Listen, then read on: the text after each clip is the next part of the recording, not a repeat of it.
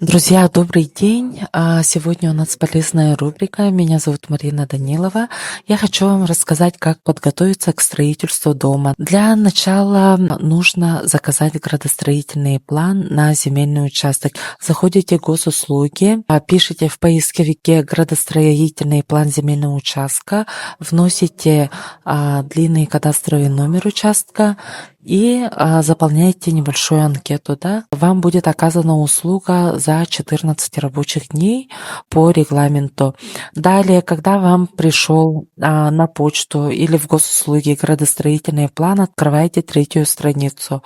На третьей странице у вас будет зеленая сетка, где вы можете расположить свой дом с гаражом. А так вы точно будете знать, что вы сможете зарегистрировать дом. Почему? Потому что на градостроительном плане вы сможете увидеть красные линии.